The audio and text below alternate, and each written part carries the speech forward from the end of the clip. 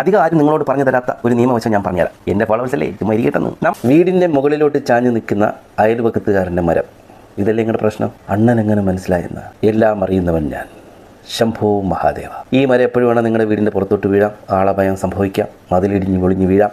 നിങ്ങൾ ആദ്യം ചെയ്യേണ്ടത് മുനിസിപ്പാലിറ്റിയിലോ പഞ്ചായത്തിലോ കോർപ്പറേഷനിലോ എവിടെയാണ് നിങ്ങളുടെ വീട് സ്ഥിതി ചെയ്യുന്നത് അവിടെ കൊണ്ട് പരാതി കൊടുത്തിട്ട് അവരത് വന്ന് മുറിച്ചു മാറ്റാൻ പറഞ്ഞിട്ടും അത് മുറിച്ചു മാറ്റിയില്ലെങ്കിൽ പോലീസിലോ അല്ലെങ്കിൽ നേരത്തെ പറഞ്ഞ അധികാരികൾ മുഖാന്തരമോ പോലീസ് സ്റ്റേഷനിൽ കൊണ്ടുപോയി പരാതി കൊടുക്കാം. ഡിസാസ്റ്റർ മാനേജ്മെൻറ്റ് ആക്ട് സെക്ഷൻ 51 പ്രകാരം അവർക്കെതിരെ കേസെടുക്കാം.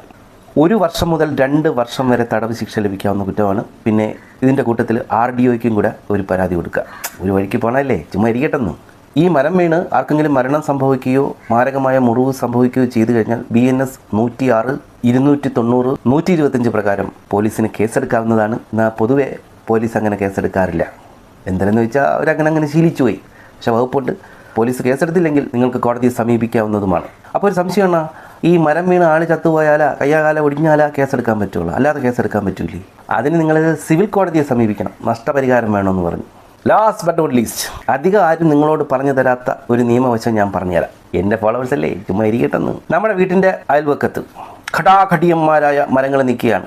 അതിനൊരു കുഴപ്പവും ഇല്ല, അത് മറിഞ്ഞു വീഴാനുള്ള യാതൊരു സാധ്യതയില്ല. എന്നാലും നിങ്ങൾ ഈ പറഞ്ഞ അധികാര സ്ഥാപനങ്ങളിൽ പരാതി കൊടുത്തിട്ടിരിക്കണം. ആരോഗ്യമുള്ള ഒരു മരം പെട്ടെന്ന് ഒരു സുപ്രഭാതത്തിൽ വന്ന് വീടിൻ്റെ മണ്ടയിൽ കൂടെ വീണ് കഴിഞ്ഞാൽ അതിൽ കേസ് കൊടുക്കാൻ പറ്റില്ല. ആക്ട് ഓഫ് ഗോഡ് എന്ന് പറഞ്ഞ ഒരു ഗണത്തിൽ പെടുത്തി കഴിഞ്ഞാൽ സിവിലായോ ക്രിമിനലായോ ഒന്നും നമുക്കൊരു കേസും കൊടുക്കാൻ പറ്റാതെ വരും. അതുകൊണ്ട് വീട്ടിനടുത്ത് നമ്മളെ നോക്കി പല്ലിളിച്ചുകൊണ്ടിരിക്കുന്ന മരങ്ങളുണ്ടെങ്കിൽ ഒന്നും നോക്കണ്ട, ഏത് നേരവും നമ്മുടെ വീടിൻ്റെ പുറത്തൂടെ വീഴും എന്ന് പറഞ്ഞിട്ട് ഒരു പരാതി കൊടുത്തിട്ടേക്കുക.